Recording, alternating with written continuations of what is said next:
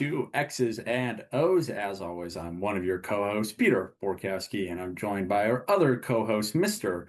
Bubba Hayes. Bubba, how are we doing this fine Wednesday early evening? We'll call it evening. Pretty good, Peter. How about you? Not too bad. So we took last week off from podcasting, as I believe both of us were on a little Yep. summer vacation, but we're back now and while there is probably plenty to talk about, we're going to do another top five episode. I think we're going to wait for the Cup Finals, NBA Finals to wrap up. Cup Finals game one was last night, NBA's tonight. Do want to talk about the NBA draft, but that's still about a half a month away. Some NFL news, but maybe not enough for a full episode. But we might talk about that closer to training camp starting. So we're going to kill a little bit more time with another top five episode. We'll follow up to our previous episode that was 2 weeks ago. But we got two new subjects that we're going to talk about first and second half of the episode. And Bubba, I think we'll start with your topic today, if that is all Okay. right by you. We're going to Yep. do our top five hardest accomplishments in sports. I believe is Okay. what you wanted to do. So the only real stipulation for this is that it has to be like a semi-acknowledged accomplishment. Yeah. Obviously, you can't say like, oh, winning the Masters and then winning a Stanley Cup because like what Yeah. the fuck is that? So we're Yeah. gonna go with things that are regularly considered a great accomplishment. And I don't know about you, Bubba, but I also stuck to ones that I'm familiar with. So while Yeah. I sort of did too. well, obviously there are going to be ones that people might be like, "What? Why the hell didn't you say a tennis grand slam or Yeah. anything with the Olympics?" Not really my wheelhouse. I Fair chose to enough. stick with ones that I know. Obviously, I recognize those, I acknowledge and praise them, but not really my cup of tea. So, Fair but enough. Bubba, it was your topic, so Okay. I'm gonna let you start. So again, might be ranked, maybe not. I don't think mine really Yeah. are, but hit us with your first one and or some honorable mentions. Okay. Yeah. My first one, so we'll say number five, although I think, I could see these being interchangeable. I said perfect game. Hmm. Obviously, not something that happens very often. I mean, hell, at least, especially for a team that you follow. Like, I don't think the Cardinals have even had a no-hitter since I've been alive. So, a perfect game, that's pretty rare in its own right. Obviously, it does usually happen once a year, usually in baseball. Sometimes it's once every two Yeah, I years. was gonna say, um, But I just think that's a pretty extraordinary accomplishment. And, I guess the only downside to that is it is just a one-off. Anybody could throw a perfect game theoretically, but it is still a pretty extraordinary accomplishment when you think about it. yeah, I also had perfect game on my list. Okay. It was actually the first one I put down. But yeah, everything you said, there have been 24 perfect games in AL NL history. Most recently, which you might remember, I remember was Domingo Germán of the Yankees Yeah. in 2023. Before that, there were actually three in 2012. Okay. And then you go two in 2010. Oh nine, oh four, 99, 98, 94, 91, 88, 84, 81, 68, 65, 64, 56, 22, 08, 04, 1880 twice. Wow. So you're lucky if you get one or two a decade, basically. Yeah. And I will Um, say that that number should be one higher with Armando Galarraga. I don't know if you remember that, but oh, that was was that the Detroit pitcher? yeah, Yeah, yes, it was. Yeah, they that was a total shit show. right. I remember watching that live and still even looking back on it now. I mean, I just can't believe that that happened. I mean, that would obviously never happen now with replay, but like they had it back then, so they could tell that he was out at first base, but they Right. couldn't change the call. So, Yeah, and I um, think the thing that's so incredibly difficult about it is literally zero mistakes. It is yeah, not only on the pitcher, but on, yeah, a everyone pitcher around him. a Yeah, pitcher himself could throw a no-hitter by yeah, himself, but when you throw a perfect game in there, you're also relying on the eight guys around you yeah, to not mess up any plays.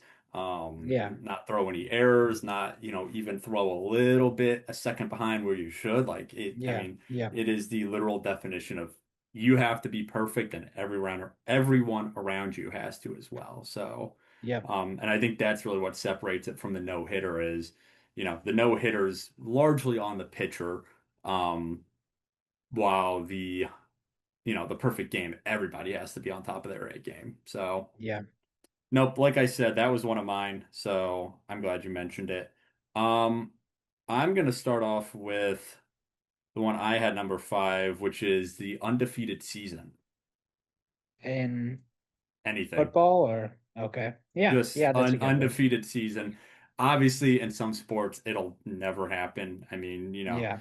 baseball, basketball, and football, when you're playing, 80, wait, baseball, basketball, or hockey, I meant to say, Yeah. when you're Yeah. playing 80 plus or 160 plus games a year, yeah, it's not going to happen. But even in those sports that play less than 20 games, so your footballs, Yeah. and especially a lot of your college sports. So, Yeah. lacrosses play under 20 games, even basketballs, they're sitting around 30 games.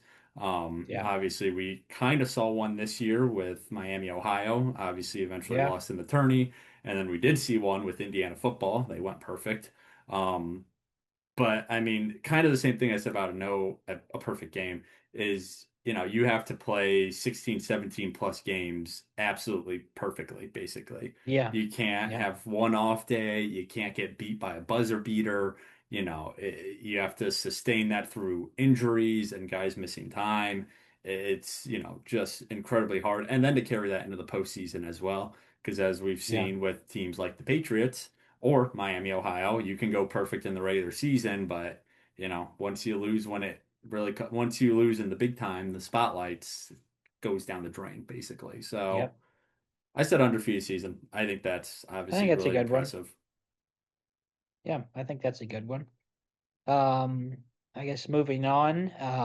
Number four, I had, and this could be any sport, but winning an Olympic gold medal. I think that's a Hmm. pretty I thought about that impressive one. accomplishment. I mean, especially when you think about it, where it's like you have one chance every 4 years to do it. Hmm. And, for a lot of those athletes, that means they're having two, maybe three, chances throughout their career to win one because, a lot of Olympic sports, at least, like you're only in your prime for so many years. Like, think about like your gymnasts or your skaters. It's like they're not, having a chance to have like five runs at these Olympics, and even like swimming to a lesser extent too.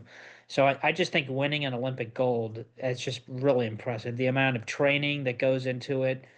But even still, so often we see where, someone is maybe the heavy gold medal favorite and they, kind of fall flat because it truly does all come down to that one, run, that one trial. It doesn't matter what sport it is. Like, it's just so heavily dependent on one thing. And so the fact that all that training can come down to one kind of run at it it's pretty crazy to think about. So, I mean, I do think a gold medal is one of the most impressive accomplishments in sports. Yeah, I mean, you think of people like Malinin, Hmm. the quad god as he calls himself. Yep, exactly. And yeah, like I Yeah, mean, just the level of competition, obviously. Not yeah. only do you have to be the best in your country to get there, Hmm. then you have Yeah, to be the best against the best of every other country. And, yep, there are some countries that just hold an advantage. There's a reason those yeah, Scandinavian, Northern European nations dominate the Winter Olympics. So, um, yeah. yeah, I thought about that one. I thought about it more so winning multiple golds at a single Okay. Olympics. So, your Michael Phelps of the world. Yeah, Um, so not only being the best in one event that you've been training for your whole life, but doing it in multiple events. Um, Also winning a team Olympic gold because then you're also relying on other people to help you out. So, um, yeah, Olympic gold definitely crossed my mind as well. All right, next up on my list, and I thought I had to throw this one in here because it's so universally talked about, even though I don't not care, but I don't put too much stock into it, which is the horse triple crown, the horse racing triple okay. crown. Yeah, Um, I just I don't know. It's look, I'm not into racing horses. I don't bet on it. I don't watch it, Yeah, but you know, to win the Derby, the stakes, the Preakness and the Belmont stakes, like the thing yeah, that bewilders me about it is that you're relying on yeah. a I mean, you're horse, basically you're leaving things to chance that it's even going to be healthy, you a know? horse that you can't like talk to. Like, Yeah, at least all yeah, these other accomplishments, it's mostly under your own power or your teammates' yeah, power. Now you're relying on an animal who cannot speak yeah, to win. yep, So, and I know they train it, and I know the jockey has a hand in yeah, it and all that, but like, it's the horse, man. So yeah, like you said, if that horse goes down, that horse doesn't feel like running. There it goes. So. yeah. I don't know. That one, again, even though I'm not into horse racing, that one always just bewilders me. No, So, I think you're definitely right to include that one. And I mean, like, it seems to me like now, I'm not sure. I mean, obviously, it's just so rare to happen, but it seems less and less likely that it could happen in the future because for many, it seems like the last 5 or 10 years, like pretty much every, horse that's won the Derby hasn't even competed in the next one, for hmm different reasons. But, the trainers and owners being a lot more careful with the horse now, which I mean, let's face it, is a good thing. Like we shouldn't be torturing horses, just so it can win the second leg of the Triple Crown. But it just seems like that's something that's going to be even harder to accomplish moving forward. So yeah, I definitely think that's a good one. Number three, I have included here. I was kind of weighing the different, variations I could include this, but I ended up going with something that is pretty difficult to accomplish, and that I'm not sure it has been accomplished before, or maybe it has once or twice. But the calendar Grand Slam in tennis, um, winning all four Grand Slams in the same year. Obviously, I'm not sure how familiar you are with kind of the landscape of tennis, but for the basically the last 30 years or so, like tennis in both the men's and the women's side has been pretty much dominated at any given time hmm by one or two or maybe three different players. right, So it's not like a true essence where it's like you go to a Grand Slam and anybody could win because for the most part, like right now, both of them aren't healthy right now, but in pretty much every Grand Slam for the last 2 years, it's been Alcaraz or Sinner. And hmm so it wouldn't be that shocking if you go into one and you can pretty much guarantee one of those two guys is going to win all four Grand Slams. I think this one going on right now, the French Open, is the first time that's not going to happen in several right, years. But to win all four in the same year is just so difficult because, you have to win 7 matches to win a Grand Slam. And usually at least three or four of them are against like top 10, top 15 ranked guys. right. So to go 28-0, I mean, that's just something that I can't I don't know for sure, but I don't think it's been done on the men's side. I know Djokovic has come close before. Um, say that again. It has happened five players in history have accomplished it. The calendar Grand Slam. The calendar year Grand Slam has been accomplished by Okay. five players. On the men's side, Don Budge did it in 1938. And Yeah, way then back. Rod Laver R Laver Rod Laver. Okay. Laver did it in 1962 and 1969. Okay. And then on the Okay. women's side, Maureen Connolly did it in Okay. 53. Margaret Court did it in 70. And then Steffi Graf did Steffi it Graf. Okay. did it in 88. Steffi Graf also uniquely achieved the calendar Grand Slam by winning all four majors and the Olympic gold medal. Okay. So yeah, and that one you can throw in there too.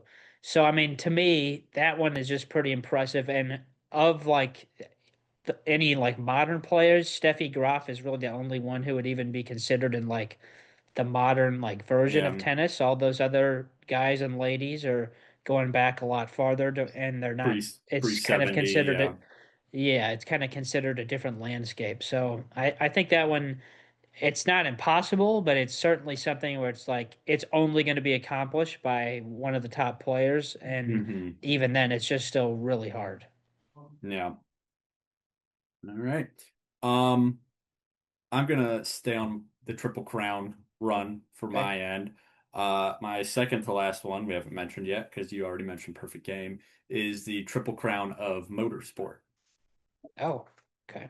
So the one for dog food. And The how about we just pretend that I don't know what that is? no, So you might I have to explain what that I is. don't know if you're pretending or not.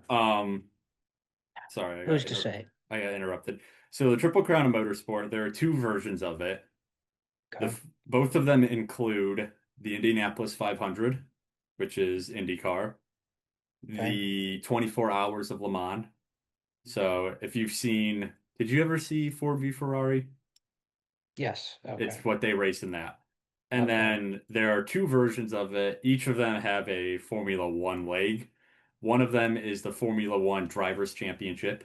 So you're the driver who has the most points over the season. Hmm. Or the other leg and the one, bless you, the one Thank you. I was more aware of is the you win the Monaco Grand Prix, which is actually this weekend, funny enough. The race in Monaco every year. So, aren't those three completely different sports? That's that's the idea. So, um, hang on. I had the list. I cannot spell in Google. I had the list of the people who've done it, which there are not a lot. Yeah, so that's the idea is that you're taking three different disciplines, basically. You're taking Yeah. IndyCar for the 500, you're taking endurance racing with Le Mans, and then you're taking Formula One with either the Drivers' Championship or the Monaco Grand Prix. Um, Throughout history, there has been only one driver to ever do it. Okay. Graham Hill did it. I did not say what year he fulfilled it. Um, but Graham Hill won the he could have done either. He won Monaco as well as the Drivers' Championship, so he Okay. could have fulfilled Wow. either. Since then, among current other active drivers, even though these two aren't really active anymore.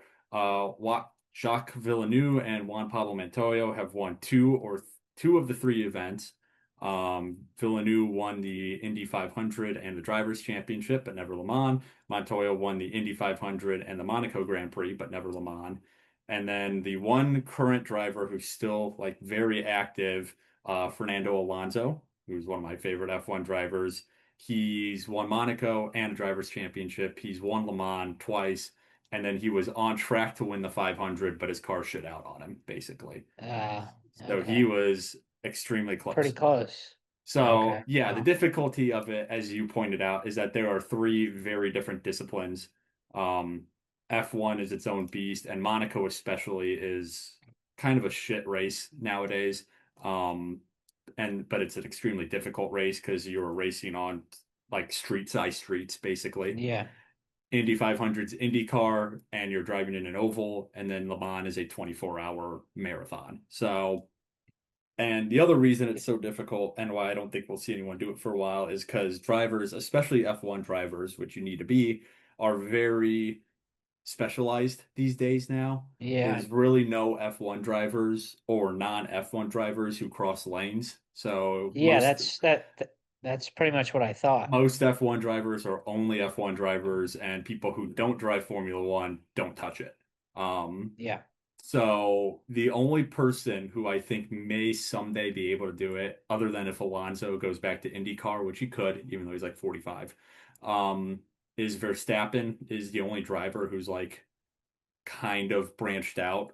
He's done a couple endurance races now, and he's talked about doing Le Mans. So if one person's going to do it, it would probably be him, just because he's actually shown interest in going elsewhere other than Formula One. Okay. But yeah, I think the fact that F this the it's been achievable since 1950, which was the first year of F1, and only one guy's done it, and three others Yeah. have come one away from it. So that's why, and again, just the fact that you're basically doing a different motorsport for all three. So Yeah. I mean, well, that's interesting because this is the first time even hearing of this because I just wasn't aware that there was any like enough overlap between those sports that drivers would be able to kind of transfer events sort of stuff and be able Hmm. to, actually be competitive. So that's interesting. I hadn't heard that before, but can definitely see why that wouldn't be something you'd think would be accomplished maybe ever again. Who knows? Um, okay, well, to stick with your theme of triple crowns, number two on my list is the triple crown in baseball, Yep. which is of course the batting title, home runs, and RBIs. Now, obviously, in the past, that's been something that's, I guess it's fair to say, is achievable. But now, I honestly, I'm sure it'll happen again, but it just seems so hard in the way the modern game of baseball is played Right. that we're ever going to see that again because the guys that are leading in home runs now are not going to win the batting They're title. not Like hitting that's for just average, yeah. it's pretty much a guarantee. So I think was Cabrera the last one to do it. Cabrera in 12, yeah. Okay. And yeah, so that's already over 10 years ago. And I just have a really hard time seeing that happen again. I mean, maybe, there'll be an example of that, but just the way the sport has kind of shifted to now those kind of big boppers being, pretty big swing and miss guys as well. That kind of hurts the ability to kind of have a good batting average. So I think that's an impressive feat. I'm sure if you look at the history of it, it has been accomplished many times, but now in the modern sport of baseball, like it's just not really even something that is much of a conversation, deeper into the year because it just isn't really a factor. So Yeah, that's number two on my list. and kind of like we said about motorsport one, like and like you hinted towards, I mean, hitters are so specialized now. I mean, you Yeah. know, so yeah, you might have a guy who is good at, hitting for average and hitting home runs, which means that the RBIs are going to follow. But like, is he going to be as good at hitting for average as your Luis Arises or usually your Stephen Kwans or Nico Horners, both of which are not having very good seasons Hmm. right now. And then, on the flip side of that, yeah, you might have a lot of power, but are you going to be as good as the Cal Raleighs, Kyle Schwarbers out there?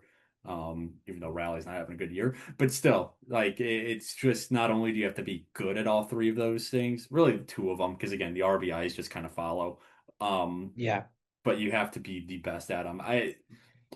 The only guy I think right now who might ever have a chance is maybe Shohei, Yeah. I could. because he is a fair hitter and obviously he's going to hit over 50 home runs.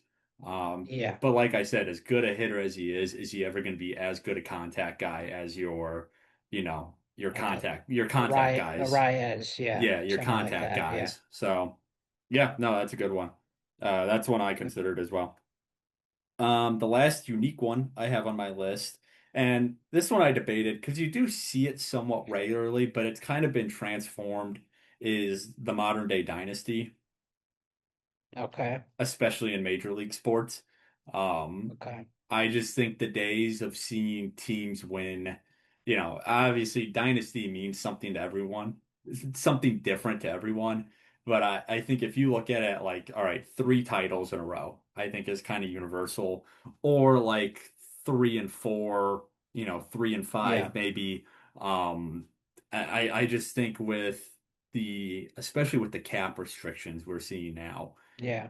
you're just not going to see it. I mean, you think of the recent dynasties. All right, well, you got the Dodgers, but they won three in what, 5 years? 20 Yeah. Yeah. And or 6 years. They won three in and they six got back years. to back now, They so got they back to very well back. could win You three. think of the Chiefs, but they only went back. Chiefs, They went back to back, but they had three in what, 4 or 5 years too. yeah, five, Um, I think. and then, basketball, Patriots, pay, Warriors. Patriots. And the thing about those, now the Warriors less so because they won 3and 4. Yeah. The thing about like the Patriots or even to a lesser extent the Hawks in the the Blackhawks in the early tens is like, Yeah. that if you said that was a dynasty to somebody in like the 80s or 90s, they probably Yeah. wouldn't go with it. Because I mean the Hawks won three Yeah. and six, the Pats won, every couple of years they would win one. But those Yeah. those two never really went like on a 2, 3 run spree. So Yeah. um And now yes, I do consider those dynasties, but not again, not to the Yeah, extent of like the 90s Bulls or the Celtics of the 60s or whatever yeah, other or the Canadians during yeah, any one of their runs. Um so and again, I think just with the cap restrictions mostly, especially in hockey. Hockey and yeah, basketball, I think, are so restrictive in being able to keep your talent. You have to have a really, really smart front office who can, always retool and yeah, always bounce back when you lose big name players. So, yeah, um, that's why I think it's just so difficult and why I don't think at least not for now. Again, the Dodgers are on the cusp and the Panthers yeah, were on the cusp until they didn't make the playoffs. Um, that's why I just I don't have it. I have a hard time believing we'll see a 4-year championship streak again.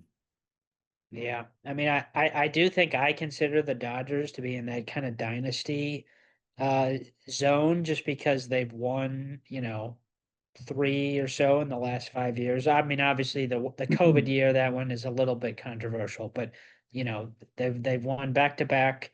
I think it's fair to say they're the favorites this year until proven otherwise. So I think we'll just have to see. But obviously the baseball is the one sport where they're a little bit, not susceptible to the salary cap. So Yet. that's pot exactly, but so we don't know what's going to happen there. So that's the one sport where it's like you could theoretically build an advantage. But yeah, you bring up a good point, especially when I think of it in kind of like the NBA, for example. Like, yes, they have to be good at kind of moving on quickly, but the hard part is that you know, I think in order for an actual dynasty to be established now in the NBA, you almost have to move superstars as soon as they start kind of going over the hill age-wise, Right. because you can't be having these big contracts, for guys that are no longer, in their prime or at least as elite as they once were, because it seems like every other year there's a new kind of superstar to making their presence known, and it's hard to keep up. So Yeah. that's definitely kind of what we saw about the Warriors. Not to say that like, Steph Curry or any of those other guys, fell off a bunch, but it was like, as they get older, you can't just keep running it back with the same guys like you did in other sports. Um, so I think that's a good one. My number one, and this one is going to be sticking close to home, the Grand Slam in golf, winning all Yeah. four majors. I think that's a pretty impressive feat. It's been done five or six times. Um, now especially it's been only done twice in the last like 30 years or so, Tiger and most recently Rory. But it's like, I mean, first, just obviously winning any golf tournament as a professional is hard. You're going out for 4 days and you have to beat 155 other people. Like, that's not an easy task to do. So winning any tournament is hard. Winning a major, a Grand Slam, is even tougher, just with how difficult the conditions are. But winning like most really elite players, Hall of Fame players are lucky to win multiple majors. So to say that you're winning all four, that's just it's really incredible. I mean, and you can have guys that'll have a really good couple year stretch where they, will pick off a couple of them, but winning that third or fourth leg just always seems to be so difficult. And I mean, it's like I think a great example is Phil Mickelson, who's, one of the better golfers of the last 25 years or so, 30 years. And, he's won I think six majors, maybe seven, maybe eight. I don't think not more than eight, but he's won. He's widely considered to be one of those better players. Won the Masters multiple times. He's won the Open Championship. He's won a PGA, but he hasn't won the U.S. Open. He's been runner-up six times at that tournament and has lost it in heartbreaking fashion, but not a Grand Slam champion and probably too old for that to happen now. So I think it's just a really difficult thing to accomplish. And I think it is sort of comparable to tennis, but winning a Grand Slam in golf is just so much harder than winning a Grand Slam in tennis because there's just not as much separation between those players. Right. Alrighty. Well, that is our top five hardest or just best accomplishments in sports. So we're gonna take a quick break now, and then when we come back, we'll have our second top five of the episode, and then call it a day. Alrighty, welcome back. Bubba and I returned from our break and are ready to move on with our next top five of the episode, which is our top five ballparks. So I'm assuming we both stuck with Major League ballparks. Yep. And yeah, just gonna talk about our favorites and go from Okay. there. So I'll kick us off this time. With my number five, and I'll do some honorable mentions really quick because number Okay. five kind of was an honorable mention. There were a couple I thought about sliding in there, but I picked the one I picked for maybe some specific reasons. The Let me think. Probably the one, two, three, four. The four I had planned, I was debating over for my last spot. Um, Kaufman out in KC. Um, I like the field. I like the stadium a lot. I like the giant KC logo. I just can't stand that view. You're looking at an over, you're Yeah. looking highway. If the view was a little bit better, if the view was of KC, it probably would have been on here because I really do like the ballpark. Um, I just, in terms of the view, in terms of what you're looking at, other than the field, not great. Um, Yeah. Yep. I did consider Bush. Um, I I love how Bush looks on the outside. I really do. I like the brick. Yeah. I like how it looks.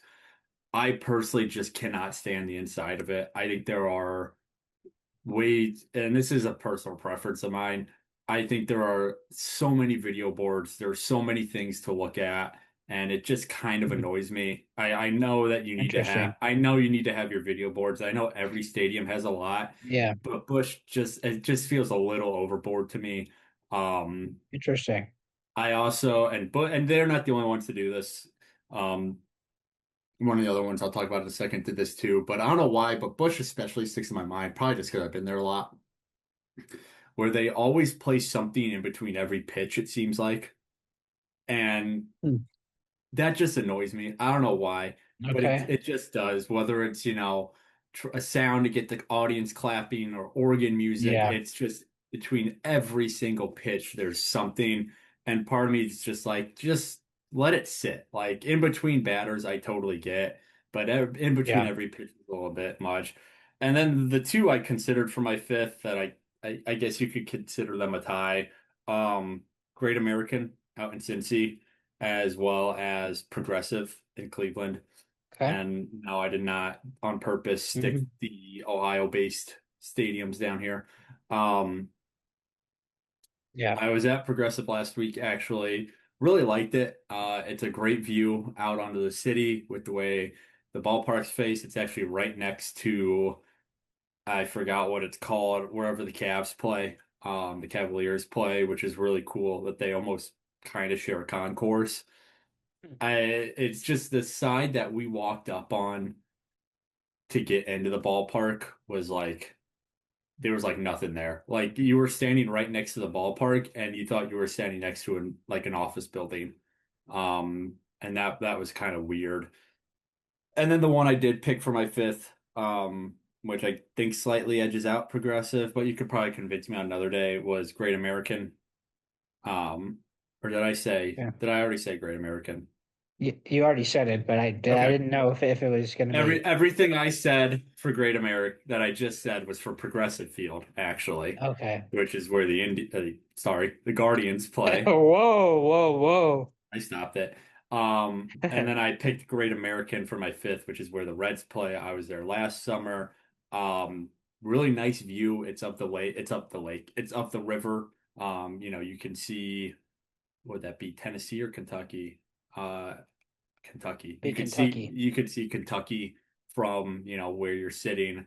And it is a really nice feeling and looking ballpark. There's not too many distractions. There's some really cool, they have the smokestack that's supposed to be like the riverboat. Um, the area around it I Hmm. really enjoyed. but it and Progressive both had this issue, and maybe it was just the crowd. But I do think this is on the ballparks too, where they just feel way too big to a degree. Like, and I'm not even saying Yeah, like I could sort of see I'm that. not even saying like there are too many seats. I'm just saying that like for whatever reason they just feel huge, like overly big. I mean, and that's something that Bush does well. Like even though I don't think they're much bigger or smaller than Bush, Bush doesn't feel gigantic. Yeah, Even when it's not at capacity, it doesn't feel huge. yeah, Progressive and Great American, I don't know what the crowds were like when we were there. Um, they just felt like cavernous almost to a degree. Like, whoa, this is a lot of ballpark. Um, and some of the things about my favorite ballparks that we'll get to is like just how intimate they felt. And those okay. two just feel a little too big for my liking. Again, not even talking about capacity or how much they were filled, but just the way they were structured, how high they went. It's just Hmm. like, wow, this is really big. So long rant short, those were my honorable mentions. Five would probably be American Okay. or progressive, depending on how I'm feeling. Okay, gotcha. I think that this is gonna be, I'm sure we'll have some overlap, but those are none of those really honorable mentions were ones so I'll say my honorable mentions. Dodgers Stadium. Mm, I kind of like their ballpark. That I wouldn't put it in the top five, but I do like it. I do like Great American, but maybe it's just because it's always empty for some reason that just doesn't do it for me. hmm So my other honorable mention is going to be the Marlins ballpark. I think it's mm, like Auto Loan or something like that. right, And that is one of the stadiums I've actually been to, and that one's probably so many people kind of shit on that kind of ballpark, but I actually really like it, especially when you're in there. It's kind of a cool environment, but once again, another stadium that's pretty much always empty. So. right. But I think I will say I think we get a taste of it, in the World Baseball Classic, kind of, how exciting of a spot it could be. Those hmm are my honorable mentions. My number five is Camden Yards. mm, Um, that one, it's not one I've been to, but it looks like a really cool kind of venue. I kind of like, what it looks like in the outfield, like right field, especially like kind of like the terrace area. That just looks like kind of a cool spot. It just looks like a nice place. One thing that I think does just aesthetically help is they usually draw pretty good, attendance. So that kind of, once it's filled in, it looks better. So Camden Yards is my number five pick. Yep. I will say, and we didn't have to do this, but I did it. I did limit this to parks I have been to. Um, Okay. so obviously there are going to be some big names that I might be missing. Like I know Dodger Stadium's in there a lot. The Giants field is up there a lot. But I limited this to ones I've been to. My number four, and I don't know if this will be a hot take or not. I have Fenway, um, Okay. which I was at last week. Thing about Fenway is like first off, it is beautiful. Like it's historic, and everything that people say about it is true. The Yeah. one, and this is maybe a me experience, but I've talked to other people who've been to Fenway, and they say the same thing of like because it is so old, and another park that I will talk about has this issue too. The sight lines are pretty hit or miss depending on where you're sitting. We were down the right field line, basically probably less than 100 feet from the right fielder, and we were unless you were really turning your head, you're staring at the green monster the whole game. Yeah. So that definitely affected my opinion of it. But, Fair other enough. than that, like right outside it is a great atmosphere. There's street entertainment. It is kind of weird that at least the street we entered from, you had to have a ticket to get onto that street to begin with before you walked in the park. Um, Okay. but no, I mean, the monster's cool. It's a great looking ballpark. It's just, again, maybe where I was sitting, but I've heard this from other people where it really does depend on where you sit there. And I think that is Interesting. deserved of some criticism a little bit, but Okay. that was Fenway. So, Yeah. That's obviously probably one of the more popular ones. I do think I will say. I think it really just depends how you feel about the kind of more like older ballparks because some people kind of like that kind of feel from it, but other people, once they kind of go to them, maybe feel a little bit differently. Hmm. So I do think that is an interesting kind of element to it. My number four, and this is not one I've been to, but Oracle Park, kind of Mm. for some of the reasons you highlighted, like I just think aesthetically, it's a really nice ballpark. Obviously, looking out on the bay, that's pretty cool. Whenever you see the guys out there in their boats or kayaks out there, that's usually pretty cool. I will say it is a very big ballpark. So that, I could see maybe irritating some people, but I just have always liked it. And I also like, the kind of the brick wall out in right field, I think is pretty cool. So this one, it's a little bit older, but I think it's still kind of a timeless ballpark, formerly Candlestick and now Oracle Park. Okay. Yeah, that is one I really want to get out to. My number three, another one I just checked off the list last week, PNC, home of the Pirates. Okay. I mean, just about everything you could want. Like great Yeah. view, especially where we're sitting. You have a really nice shot of Pittsburgh, as well as the Clemente Bridge and the other three Yeah. bridges over the river. Not a ton of other things going on there. They only really they only had one major video board, which is kind of unusual in today's game. You Hmm. usually see two somewhere, but they only had one big one. So you could really focus on the game and again, just look out into a really nice view of Pittsburgh. The area around it was fine. There were, bars and whatnot, nothing too special, I wouldn't say, but having the bridge right there is definitely a cool little factor. Yeah. Obviously wish they had some regularly better baseball for a park that nice, but that's not Yeah. the first time I'll say that about a park on my list. Okay. Yeah. I mean, I well, I'm not going to talk too much because I also had them in the exact same spot at number three, PNC. Hmm. Haven't been inside the stadium. I have flown over it in a helicopter when I was much younger. But that one's just always been kind of a cool stadium. You're right. I do wish it was more, had more better crowds. But that's really more the, ownership and team's fault than the fans, as far as I'm concerned. But because I do feel like if they had a better team, they would get a lot more people out there because Pittsburgh's such a good sports city. I think it's very similar to St. Louis in a lot of ways. So, but yeah, I think that one is, and it's kind of interesting too because it seems like there is something to be said for a lot of the teams that we consider to have good ballparks. Like that it part of it is the ballpark, but it also has to do with the team too. And I think it's very rare to have a team that's just usually at the bottom of the barrel, and be considered in the, upper echelon of ballpark. So I would say maybe that's just a sign of how actually good the ballpark is, that we can overlook the fact that the Pirates pretty much always suck and they play in a nice ballpark that unfortunately for them isn't often very crowded. Yeah. Well, that is a good segue into my next pick. Um, dog. I was at this one probably 5 years ago, so not super recent, but Coors Field up in Colorado, Denver. Um, Yep.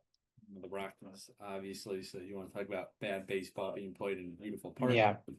There you go. I think it probably has, even though I'm a sucker for skyline views, it probably has the best sight out of any ballpark in that you are looking Yeah. at the Rocky Mountains. Yeah. Um, the scoreboard is shaped like a mountain, which is a nice touch. And they actually used the whole scoreboard. It's not just a facade, so that was cool. I will Hmm. say from the, you know, digging back in my memory, like maybe a little bit of the too big kind of factor, maybe, but that's me just kind of now thinking about it. Um, I don't know. It's a nice looking park, and like I said, I think that might be the best view in baseball is actually seeing a major mountain range Okay. right past the scoreboard. Yeah, that's interesting because um I haven't been there, but I know a lot of people from that area, and they always say that they think that's one of the most underrated parks. And I almost would go as far to say that I don't think TV does it justice.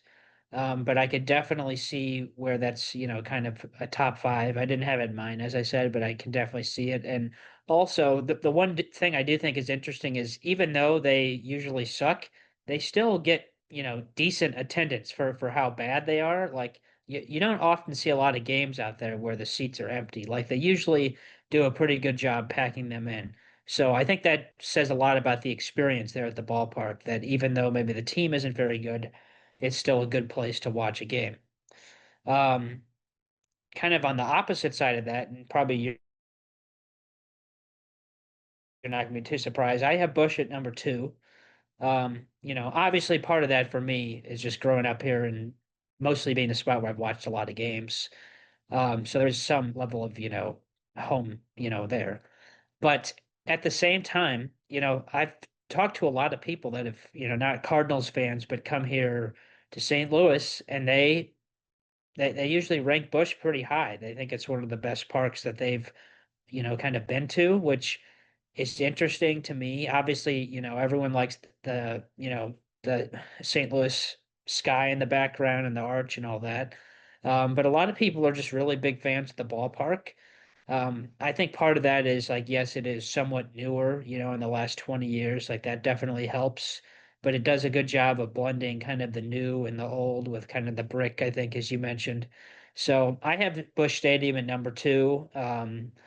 And obviously it is a little biased, but I mean, I think it's up there for a reason because, up until the last couple of years have always had really good attendance here, punching way above our weight compared to a lot of other cities. So I think Bush is number two, and it's definitely the best Bush out of the three iterations of it so far. Yeah, like I mean, like I said, I'm partially biased against it, but there is a lot about Bush I do love. Like I said, I love the exterior. Like whenever living in Illinois the past 5 total years, whenever I come home and drive in that way, Hmm. like it is always pretty cool to drive right by Bush and see Yeah, that, really pretty exterior. And yeah, the skyline that you see right outside of it is super nice. yeah, I don't know. And again, maybe it's because of what's being thrown in my face as Cardinal stuff, but it yeah, just sometimes it does feel like, all right, this is like a lot going on here. So, yeah. um, but that's also just me. I like a little bit of that older style, let's focus on the ball being played. I don't have to have, that one guy yelling at me on the video board the whole time. So, Todd, what do you uh, have against Todd Thomas? I don't have anything against Todd Thomas, but I don't need him yelling at me 24/7 from the big board. So, Saluki Oh, alum he does too. it. He does a good job. Well, he does. He's good at what he does. It's just and whether it was him or anyone else, it's just not something I'm always up for at a ball game. And Fair enough. He is a Saluki alum. So, um, Okay. well, my number one, and it's not. I I debated if I even wanted to put on my list because it's biased, and you know what it is. But you know, Yes. As soon as it wasn't mentioned in two through five, I knew what it was. Yeah. it is Wrigley. Look, even taking out the fact that my favorite team plays there, um, it's just such a unique atmosphere. I think, whether you're inside it, whether it's the one park I've been to that really does pull off that neighborhood feeling. And granted, Yeah. not every ballpark is going for that, and that's okay. Yeah. But you walk outside and you're in Wrigleyville, and it's its own little town with the bars and the restaurants and all the cool things to Yeah. do. And I spent opening day there 2 or 3 years ago. It was Shota's rookie season, I think. Was it opening day? I don't know if it was opening day or not. I spent an opening day there, but I never even went outside. I never even went inside Wrigley. I was just outside the whole time, and it was still really fun. So I think that's a good part of it. Obviously, the Ivy, which I know some people hate for some reason. The Ivy is a cool touch that separates it from the other Yeah. ballparks. It's a nice view outside once you look past the the scoreboards, and they also did a really good job of modernizing it without taking away from it. They added the scoreboard, but they still have the original scoreboard there. They changed some of the dimensions, but it doesn't feel like it's been, ruined or massacred like another Chicago stadium in Soldier Field was. So, um, and plus, I think again the atmosphere is just so great. And even though I've never been during a playoff game, you watch the few playoff games that have been played there over the last couple of years because there hasn't been a lot. But like you watch last year's San Diego series, like that place is jumping. And it is probably one of the smaller parks. It only seats about 44K, but I think it really plays to its advantage. So, Yeah. Okay.